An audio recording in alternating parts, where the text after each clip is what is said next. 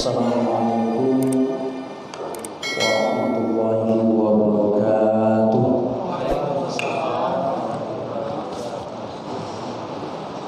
Alhamdulillahillazi nahmaduka ya man awdahta lana subulal hidayah wa anzahta an basairina wa sawatal ghawaya wa nusalli wa nusalli ala man arsalta wa syahidan wa basyiran wa nazira wa da'iyan ila Allah bi'izni wa sirajan munira.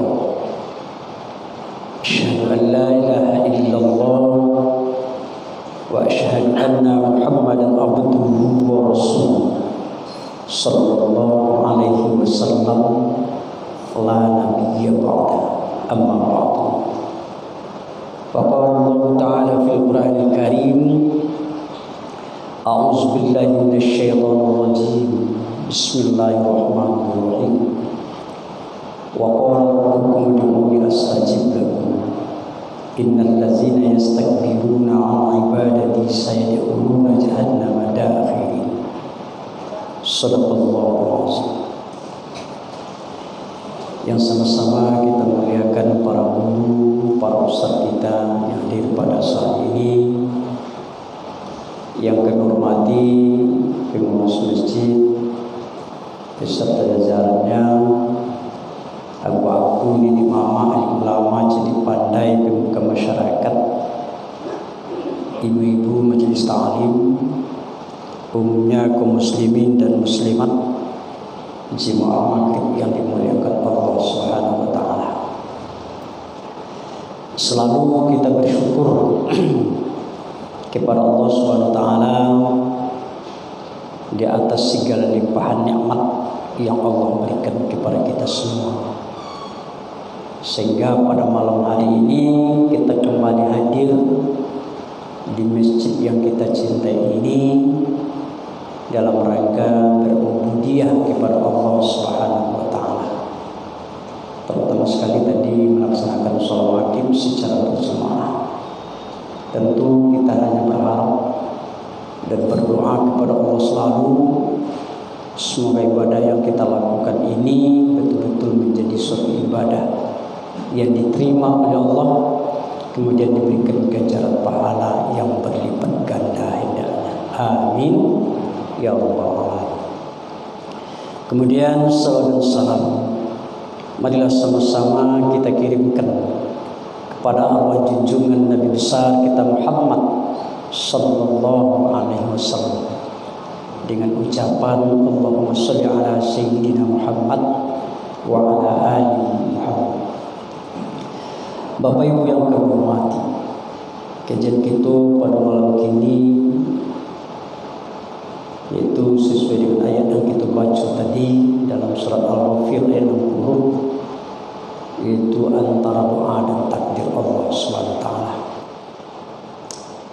Bapak Ibu yang kami hormati, doa itu adalah obat, senjata dan pintu segala kebaikan untuk kita.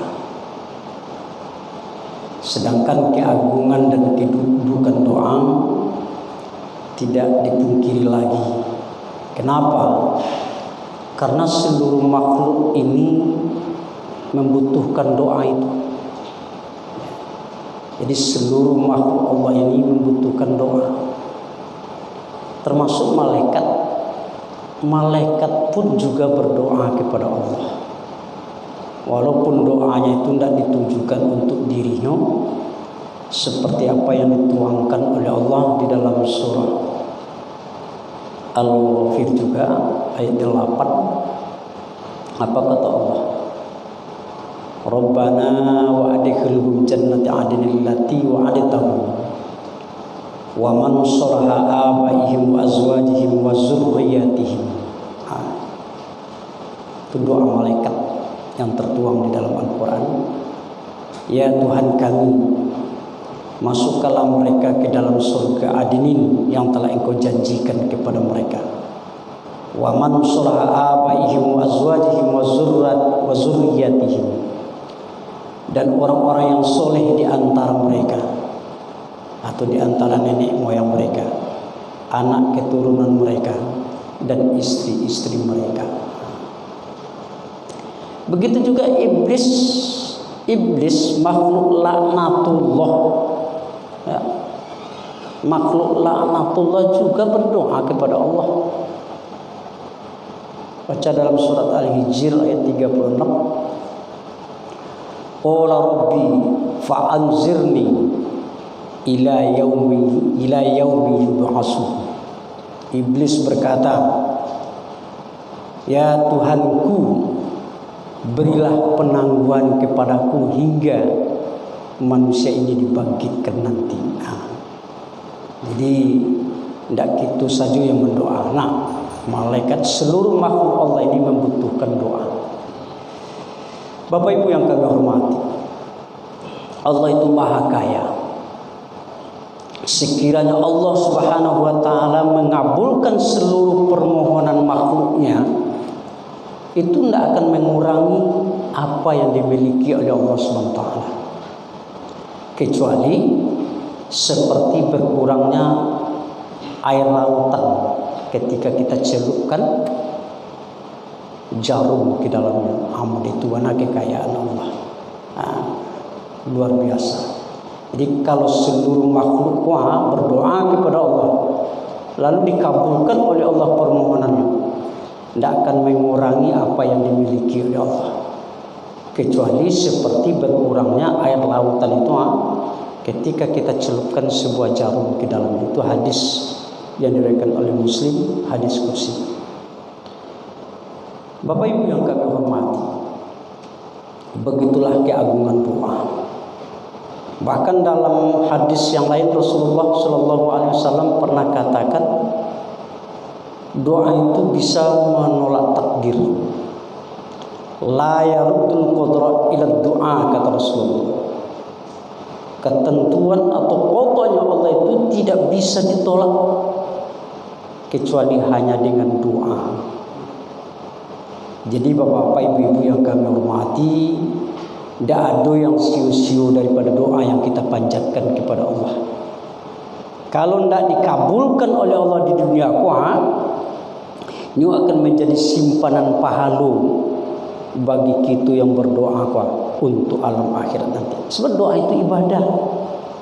Ad-doa huwal ibadah, kata Nabi. Doa itu adalah ibadah. Jadi kalau kita berdoa kepada Allah, itu akan menjadi pahala bagi kita.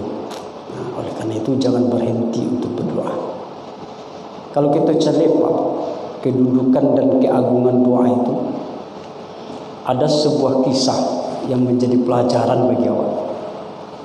Kisah yang dikisahkan oleh komunitas pengusaha Muslim Indonesia, yaitu kisah yang dikisahkan tentang dokter ahli beda. Dia Muslim, berasal dari Pakistan, yang bernama Dr. Ishan. Suatu ketika dia tergesa-gesa ke bandara untuk menghadiri suatu seminar dalam bidang ilmu kedokteran. Tapi ketika beliau sampai di bandara, pesawat yang mau ditumpangi tadi rusak pesawat, dan membutuhkan waktu yang cukup lama untuk diperbaiki. Lalu dia berubah niatnya. Awalnya mau naik pesawat, lalu dia ingin untuk mengendarai mobil untuk sampai ke tempat seminar itu. Namun di tengah perjalanan cuaca mendung, lalu turun hujan yang selebat-lebatnya, diiringi dengan petir yang sangat menakutkan. Akhirnya dokter tadi tersesat ke sebuah rumah, yang rumah itu dihuni oleh seorang perempuan, yang di dalam juga ada seorang anak yatim piatu yang sedang sakit parah. Ya, melihat ada tamu ada di luar, lalu ibu punya rumah tadi menyuruh orang yang di luar tadi masuk. Kecil ibu tadi, nak silakan masuk ke rumah saya untuk beristirahat, karena hari di hujan di luar lebih petir sangat menakutkan. Naiklah dokter tadi ke rumah. Nyampe di rumah, disediakanlah makanan dan minuman ala kadarnya. Lalu dokter tadi mengucapkan terima kasih dan meminum serta memakan hidangan yang dikasih oleh ibu tadi. Setelah itu ibu tadi berdiri sholat dia. Setelah selesai sholat dia berdoa, bermohon kepada Allah. Setelah selesai berdoa, dia menggeserkan duduknya menghampiri ke sebuah tempat tidur yang di sana ada seorang anak yang sedang sakit parah untuk melihat keadaannya sejenak. Setelah itu dia kembali berdiri, sholat dia kembali. Lalu dia memanjatkan doa kepada Allah dengan doa yang sepanjang-panjang. Setelah berdoa, dokter tadi menghampiri. Kata dokter tadi, demi Allah, saya kagum dengan ibu. Kebaikan ibu dan akhlak ibu yang sangat mulia. Mudah-mudahan doa ibu diijabah oleh Allah Subhanahu wa taala. Itu kecil dokter tadi. Lalu dijawab oleh ibu tadi, kecil ibu tadi, hai nak, engkau adalah ibnu sabil yang sudah merupakan kewajiban bagi saya untuk membantu anak. Sedangkan doa-doa saya alhamdulillah lain dikabulkan oleh Allah. Kecuali satu lalu dikabulkan oleh Allah. Ditanya oleh dokter tadi, doa ibu yang lalu dikabulkan oleh Allah. Lalu dia menengok ke tempat tidur ini tadi. Ini anak adalah cucu saya. Dia sudah yatim piatu, ya, sudah lama sakit, sudah kemana-mana saya obati. Dak ada rasanya dokter nanadu di sikuang, lambu kunjungi membawa anakku untuk berubah. Namun penyakitnya ndaknya sehat-sehat. Tapi ada salah satu dokter yang menyarankan kepada saya, ya, agar anak ibuku dibawa ke seorang dokter ahli beda yang namanya dokter Ishan. Tapi sayang nak, tampaknya jauh, ndak mungkin nak bawa anakku ke situ. Mendengar ucapan seperti itu, menangis dokter tadi, menangis dia. Sambil berkata dia terisak-isak, apa yang dia ucapkan? Subhanallah, alhamdulillah, la ilaha illallah, kata.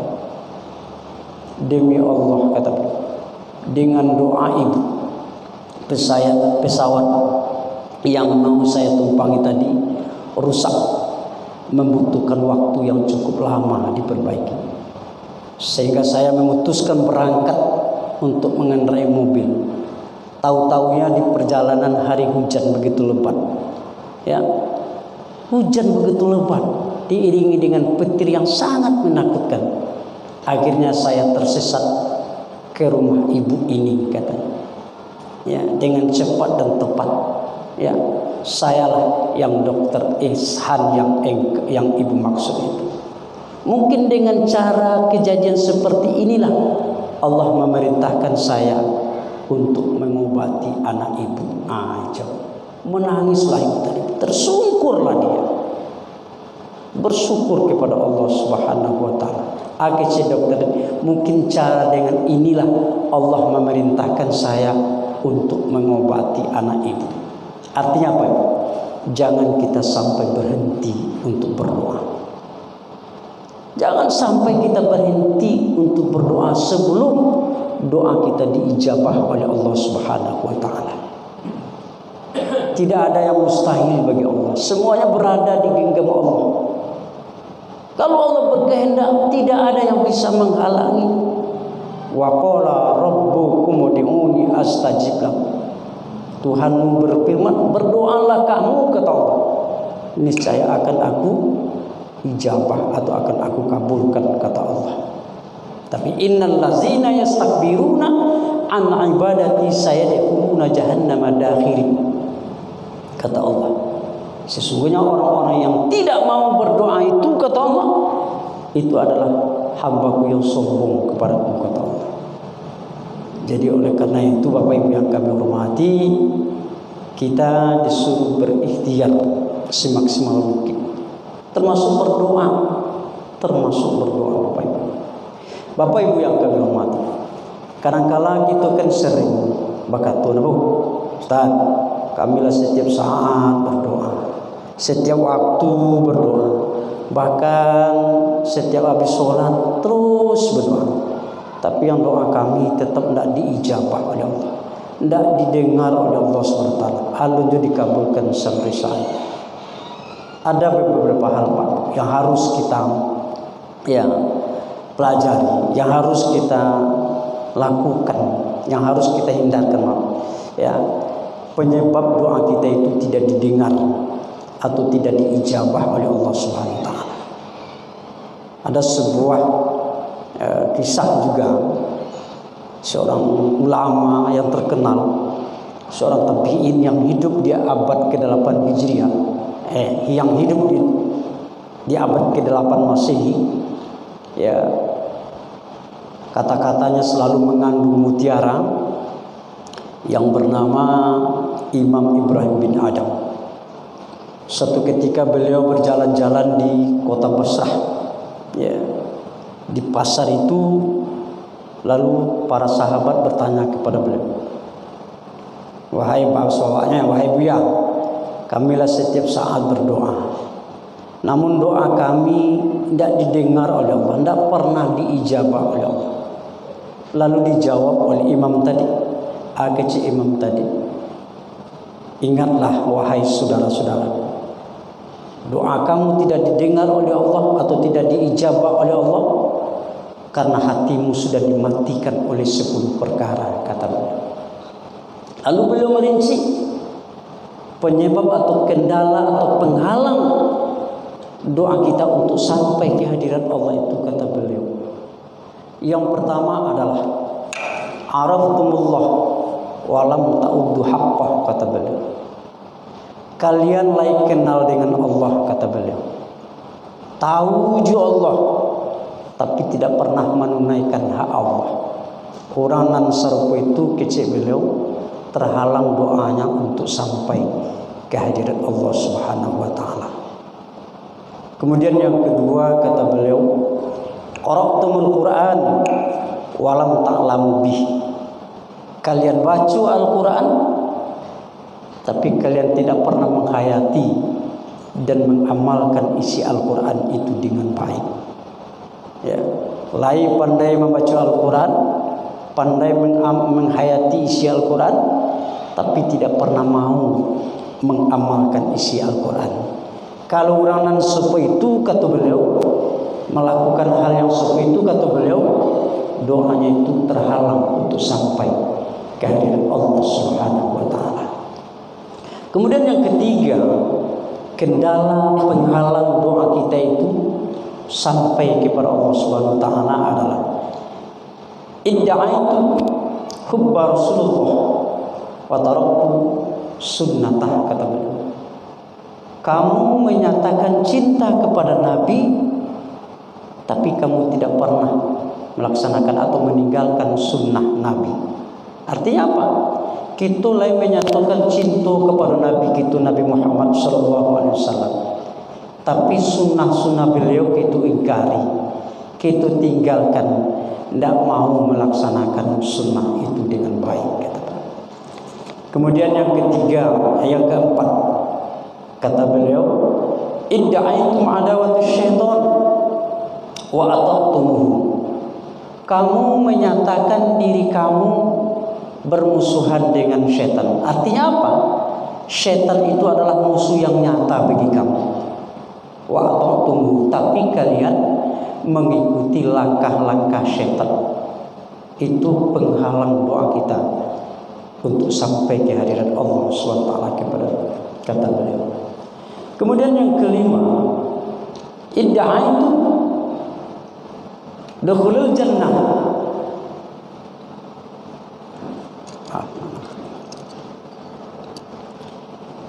Idda'aitu dukhulul jannah walam ta'lamu laha. Kalian ingin untuk masuk ke dalam surga, kata beliau, tapi kalian tidak pernah mau beramal untuk mencari surga. Bakat orang kita ingin kaya tapi tidak namu berusaha, ingin pintar tapi tidak mau belajar, ingin masuk surga tapi tak mau beramal. Itu doa orang yang akan terhalang untuk sampai ke hadirat Allah. Kemudian yang keenam, kendala penyebab doa kita itu terhalang sampai kepada Allah SWT itu adalah idza aitumun najah minan nar warmaitum fiha anfusakum.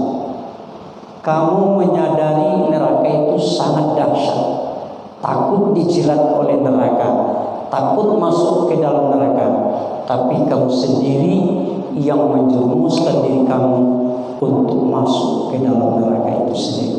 Awak lain takut neraka, azab Allah, siksaan Allah, tapi kita sendiri yang menjerumuskan diri kita masuk ke dalam neraka itu dengan berbuat dosa kepada Allah SWT.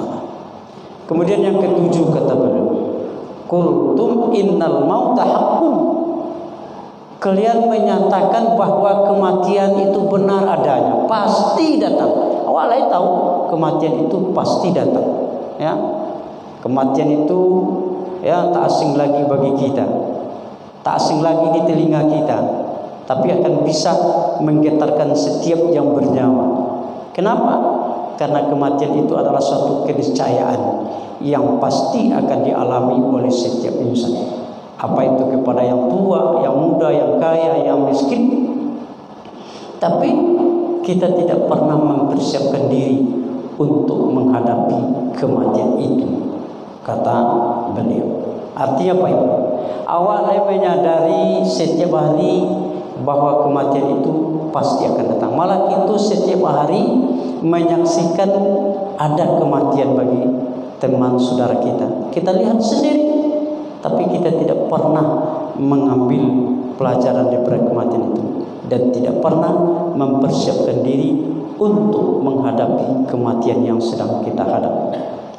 Kemudian yang kedelapan kata beliau, kendala penyebab ya terhalangnya doa kita sampai ke hadirat Allah SWT itu adalah istaghaltum bi uyubi ikhwanikum. Kamu sibuk dengan urusan atau aib saudara kamu sendiri. Wala tarawna uyuba anfusakum. Sementara kamu tidak pernah memperhatikan kesalahan atau aib kamu sendiri. Mbak pepatah mengatakan, "Loh, ya Pak, tungau di sebarang lawi nampak nih, kesalahan orang nampak nih. Tapi kesalahan yang kadang nak nampak, artinya gajah di pelupuk mata nak nampak. Membuka aib orang saja kerja. Ya, lain mendoa ayo, tapi habis berdoa, ya kesalahan aib orang dibuka ayo atau dicerita. Sementara kesalahan kita sendiri tidak pernah kita buka-buka, tidak pernah tunjuk itu kita balikan ke doa, hanya menunjuk orang sekadar. Itu penyebab doa kita terhalang ke hadirat Allah Subhanahu wa taala. Kemudian yang ke-9 kata beliau, akaltum ni'mati rabbikum wa lam tashkurullah.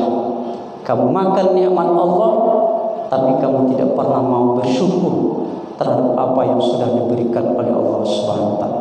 Lain itu sadari kita dikasih oleh Allah Subhanahu wa taala nikmat, tapi kita tidak pernah mau bersyukur kepada Allah Subhanahu wa taala. Manuntu isi kerajaan hari, ya. Manuntu saja. Seperti apa yang kita sampaikan Yona, mengharapkan ya burung datang lagi sementara telur di tangan kita lapian. Nah, mengharapkan hujan turun dari langit sementara air tempayan kita. Manuntu isi kerajaan hari. Tidak pernah mau bersyukur terhadap apa yang sudah diberikan oleh Allah Subhanahu wa taala kepada. Itu penyebab doa kita atau kendala penyebab doa kita tidak diijabah atau tidak didengar oleh Allah Subhanahu wa taala. Kemudian yang terakhir, kendala doa kita terhalang untuk sampai ke hadirat Allah itu adalah dafantum mautakum walam tastakbiru bihim. Ya, kata beliau. Kalian ikut menguburkan jenazah, ikut melaksanakan jenazah, tapi kalian tidak pernah mau mengambil pelajaran daripada peristiwa yang kamu lakukan. Artinya apa? Kita ikut melaksanakan jenazah, kita mandikan kita kafani kita solatkan bersama-sama lain, malah ikut kita memasukkannya ke dalam kubur. Tapi kita sendiri tidak pernah mengambil pelajaran daripada apa yang kita lakukan. Coba cari, kita mandikan mereka, kita kapani mereka, kita solatkan mereka, nanti terakhir kita masukkan ke lubangan kita. Tanya dulu diri awak, kapan puluh kita akan dilakukan seperti itu? Kapan kita akan dimandikan orang? Kapan kita akan dikafani, disolatkan dan dikuburkan serupa uang? Ya, tidak pernah mengambil pelajaran seperti itu. Padahal hal yang seperti itu pada diri kita juga akan terjadi. Itulah di antara penyebab doa kita itu terhalang sampai ke hadirat Allah Subhanahu wa taala menurut Imam Ibrahim bin Adam. Tentu kita selalu berdoa, Pak. Apalagi kita sudah diambang pintu masuk bulan suci Ramadan. Bulan yang penuh berkah, bulan yang dituntut kita selalu berdoa kepada Allah Subhanahu wa taala. Sebab Rasulullah sallallahu alaihi wasallam dalam rangka menyambut bulan suci Ramadan itu memberikan butir-butir nasihat kepada sahabat-sahabat beliau dan kepada umat beliau. Butir nasihat yang disampaikan oleh Rasulullah dalam rangka menyambut bulan suci Ramadan. Yang pertama kata Rasulullah, bulan Ramadan itu adalah bulan proyeknya ibadah, kata Rasulullah. Lumbungnya ibadah bagi umatku yang melaksanakan ibadah puasa Ramadan. Tidak ada satupun yang terlewati bagi umatku, kata beliau. Semuanya bernilai ibadah di sisi Allah SWT. Bahkan dalam sebuah hadis kita baca, tidurnya orang berpuasa itu ibadah di sisi Allah. Jangan salah pengertian bahwa tadi Ustaz mengatakan tidurnya orang berpuasa itu ibadah.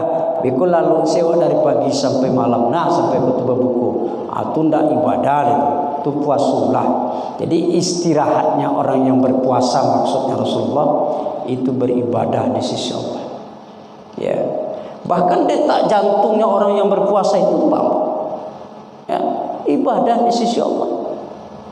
Detak jantung orang yang berpuasa kata Rasulullah itu ibadah. Coba bayangkan, detak jantung orang yang berpuasa itu diganti dengan satu kata tasbih oleh Allah. Tidak bisa kita menghitung detak jantung apa? Tidak bisa. Itu makanya Rasulullah katakan Ramadan itu merupakan lumbungnya ibadah, proyek ibadah. Tidak ada satupun yang terlewati bagi umat Muhammad yang berpuasa itu. Semuanya bernilai ibadah di sisi Allah Subhanahu wa taala. Luar biasa. Apalagi yang kita kerjakan, kalau niat ikhlas karena Allah, itu bernilai ibadah di sisi Allah. Ya. Ibu-ibu apalagi di dalam bulan suci Ramadan, luar biasa sibuknya. Manusia super sibuk di Ramadan adalah ibu-ibu. Coba tanya ibu ambo ke ibu-ibu. Kalau di Ramadan ibu-ibu jagonya jam berapa? Jam 3 kadang-kadang lah jago dah bu. Jam 3 itu lah jago. Lah mulai bakar raju tu. Mengapa raju ibu-ibu? Memasak untuk makan sahur. Lah selesai masak, lah selesai apa-apa juga nak makan sahur. Lah selesai kerja ibu-ibu. Alun lagi. Cuci lu piring dulu. Lalu selesai cuci piring lah bersih piring tadi lah diletakkan lah sarapi-rapinya lah selesai kerja ibu. Nampak lu kain bonggo-bonggo. Diambil lu kain, dicuci lu kain. Ya, dicuci kain, Bu, ya. Ingat Bu, kalau ibu ikhlas setiap cuci kain ibu tu, setiap bundar laki ke kain tu, diiri dengan subhanallah, alhamdulillah, ibadah tu. Ibadah luar biasa. Lah selesai cuci kain lah bersih kain lah diampen kain tu. Lah selesai kerja ibu. Alun dulu itu. Mau itu ibu-ibu di bulan puasa alun selesai lah. Nampak lu sugri pasar bu. Pai lu ke pasar. Mangga ke pasar untuk membeli pabukon nanti anak kadi pabukon anak awak. Jual apa awak di rumah bu. Lah balik ibu-ibu di pasar membeli anak kadi masak beko tiba di rumah. Allah selesai kerja ibu. Alun dulu itu kan. Luar biasa sih bu. Dimasak lu dulu. Dimasak na bo laba buku lu apa-apa kuah. Lah selesai buku apa-apa dua nawa, ala selesai kerja ibu. Luar biasa halu itu selesai kerja. Halunya selesai. Cuci lu piring. Beku lah selesai cuci piring, pai tarawih ke masjid. Lah pulang tarawih ala selesai kerja ibu. Halu. Pokoknya luar biasa. Ibu-ibu selama Ramadan super sibuk, luar biasa. Tapi yakinlah ibu-ibu, lama itu ibu sibuk kalau ibu-ibu ikhlas karena Allah, setiap langkah, setiap gerak yang ibu lakukan karena Allah menjadi nilai ibadah di sisi Allah Subhanahu wa taala. Yakinlah ibu. Tapi kadang-kadang ibu-ibu ikhlasnya yang kurang. Ya nak, ikhlas itu yang kurang. Karena ibu lah payah kerja dari pagi sampai malam. Ya nak, sampai malam. Tidak hati-hati kerja. Tapi tang yang nah tawuri-guri juga ku apa-apa ku lalu saya kerja. Ya, piti ceke-ceke makan dah lama ya nak. Lalu piti ceke-ceke makan dah lama saya. Mati lah tapi kerjaannya. Kan kayak gitu. Hilang puasa. Hilang palu ikhlas tadi. Hilang palu tadi. Jadi ikhlaskan. Kalau apa-apa ku pagi pulang sore nanti dapat piti lagi ke ibu-ibu. Tapi tugas kenapa? Tapi sakit dapat palu dapat apa. Tapi kalau di ibu-ibu luar biasa. Tapi sarannya ikhlas karena Allah. Mudah-mudahan itu dapat ibu-ibu. Ya, mudah-mudahan lah dia pintu ku anda lama le sabantar le. Sekitar 20 hari tidak sampai le bu. 8 hari. Kalau tidak salah itu tanggal 11 itu udah puasa itu. 10-nya udah mulai tarawih. Nah, mudah-mudahan kita berdoa kepada Allah Subhanahu wa taala. Doa awal. Ya Allah, berilah aku kekuatan ya Allah, kemampuan ya Allah, kesehatan ya Allah untuk dapat melaksanakan Ramadan tahun ini jauh lebih baik, jauh lebih sempurna daripada Ramadan yang telah berlalu. Doa kita mulai dari sekarang. Jangan sakir minta kepada Allah. Mudah-mudahan kita bersubuh di Ramadan tahun ini. Ya Allah, beri aku kekuatan ya Allah, kemampuan ya Allah, kesehatan ya Allah untuk dapat melaksanakan Ramadan tahun ini jauh lebih baik, jauh lebih sempurna daripada Ramadan yang telah berlalu. Baku mau dituduh kita Ustaz. Alun tentu kita bersubuh dengan Ramadan yang akan datang lebu. Ya alun tentu le. Mudah-mudahan kita le bersubuh di Ramadan tahun ini. Ramadan yang akan datang kita alun tentu bersubuh. Amin taklah. Ya, nah ini yang pertama. Yang kedua, nasihat Rasulullah dalam rangka menyambut Ramadan itu apa? Ramadan itu kata beliau bulan pengampunan dosa. Berapapun syaratnya muatan dosa di pundak kepala seorang hamba kata beliau, malah kita dikatakan oleh Rasulullah manusia ini tergadai akibat perbuatan dosa yang pernah dia lakukan di masa yang lalu, itu bisa kita tebus Pak. Jangan menebusnya dengan memperbanyak istighfar, dengan memperbanyak minta ampun gitu kepada Allah Subhanahu wa taala. Leka setinggi gunung dosa sekarang gunung. Les setinggi langit, les selawi lautan dosa. Ya, selama kita tidak berbuat syirik kepada Allah, selama roh kita Allah sampai ke rangkuangan kul ya, Allah akan membukakan pintu tobat itu salawi-lawinya kepada kita. Itu makanya Rasulullah katakan tadi. Ya, bulan puasa itu adalah bulan pengampunan dosa bagi orang yang beriman. Silahkan. Ya. Rasulullah katakan itu. Leka setinggi langit dosa wa, selebar langit dosa wa, ya, setinggi gunung dosa wa. Allah berjanji akan mengampuni dosa kalau kita betul-betul bertaubat kepada Allah Subhanahu wa taala. Nah, bagi Nabi tadi ya, bagaimanapun besarnya dosa di pundak kepala seorang hamba, malah kita ini dikatakan oleh Rasulullah tergadai akibat perbuatan dosa yang pernah kita lakukan. Allah berjanji akan mengampuni dosa kita. Ya, dengan syarat jangan berbuat syirik. Dengan syarat jangan sampai roh kerangkuan lebih sadar baru minta ampun kepada Allah. Seperti Fir'aun kan kayak itu. Lah dirangkuang-kuang barunya menyadari Allah itu ada. Ya, Allah itu ahad. Ya tidak diterima tobatnya. Kemudian lagi Bapak Ibu yang kami hormati, yang ketiga, nasihat Rasulullah dalam rangka menyambut bulan suci Ramadan itu apa? Bulan Ramadan itu adalah bulan untuk mengeratkan hubungan silaturahmi dan mempereratkan ukhuwah Islamiyah di antara kita. Ramadan itu adalah bulan suci.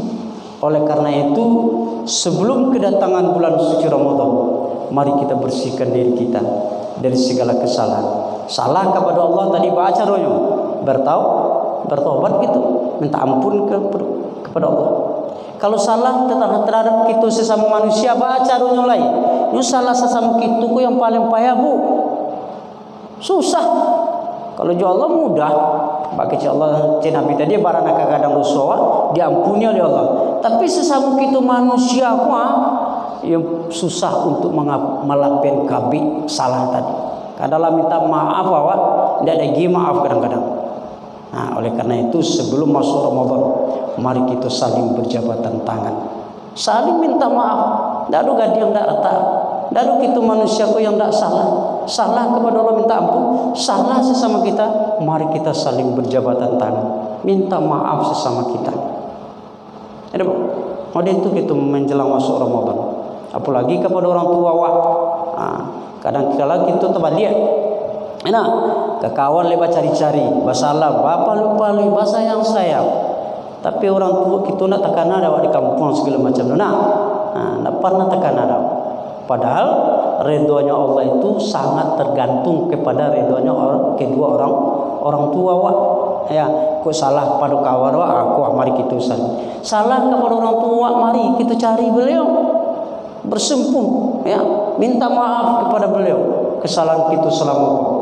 Ya, sebab Bapak Ibu yang kami hormati, ya, menyakiti hati orang tua, ya, satu kata saja yang kita keluarkan menyakiti hati beliau, menteteskan satu tetes air mata saja, itu lebih pedih daripada sebuah peluru yang menembus dada kita ini. Begitu pedihnya. Ya. Itu makanya kalau orang tua kita masih ada, cari dia, minta maaf. Kalau dia sudah tiada bagaimana? Ziarahi kuburnya, doakan dia, doakan mereka, ya, doakan mereka. Kemudian yang keempat, bulan Ramadan adalah bulan kebersamaan, bukan bulan nafsi-nafsi. Kita dituntut oleh Allah dan Rasulullah untuk memberi saudara-saudara kita yang tidak mampu, walaupun itu hanya seteguk air dan sebuah kurma. Jadi bulan Ramadan itu bukan bulan nafsi-nafsi, tapi bulan kebersamaan. Kita dituntut oleh Allah maupun Rasulullah untuk memberi saudara-saudara yang kita yang tidak mampu, walaupun itu hanya seteguk air ataupun sebuah kurma. Sangat besar pahalanya di sisi Allah Subhanahu wa taala. Ya, magia orang babuku sibuk seteguk air, ya, pahalunya baru samu pahalu yang dia lakukan, ya, itu lo gadang pahalu diberikan oleh Allah kepada ibadah yang dia lakukan selama hari dia berpuasa itu, nanti di waktu berbuka kita lagi nyoba buku asagana itu lo balik pahalu yang diberikan oleh Allah kepada luar biasa. Ya.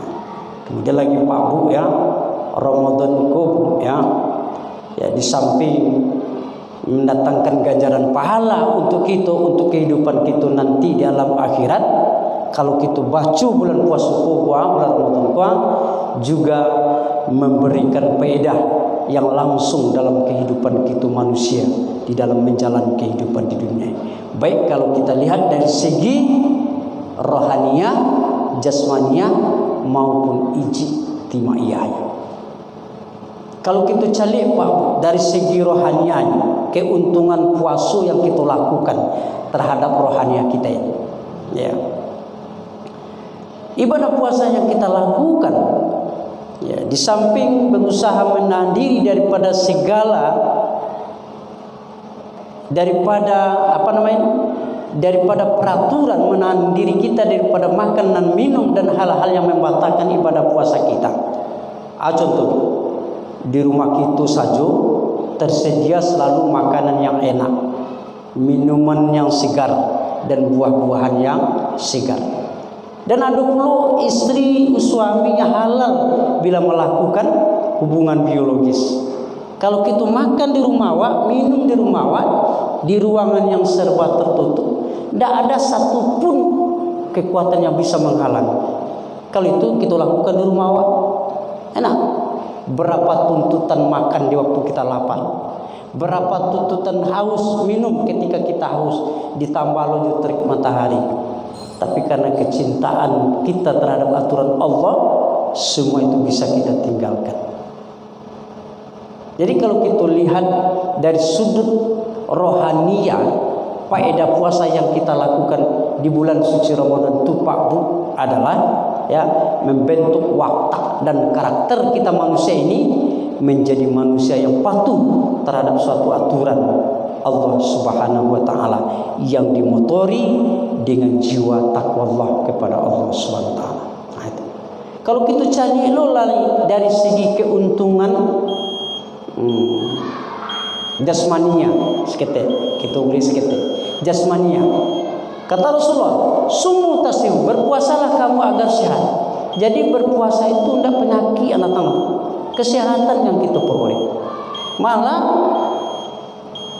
Kiai Haji Wahid Hasan Buya Hamka mengatakan, ya, dengan berpuasa itu kata beliau bisa mengurangi penyakit gula, diabetes yang menyerang diri beliau. Ini yang dia lakukan. Jadi Bapak Ibu yang kami hormati, menjelang Ramadan, marilah kita selalu berdoa kepada Allah Subhanahu wa taala, mudah-mudahan ibadah yang kita lakukan selama bulan Ramadan dapat diterima oleh Allah dan kita diberikan kekuatan, kemampuan serta kesehatan untuk dapat melaksanakan Ramadan tahun ini jauh lebih baik dan jauh lebih sempurna daripada Ramadan yang telah berlalu. Perbanyak maaf, wabillahi taufiq wal hidayah. Assalamualaikum warahmatullahi wabarakatuh.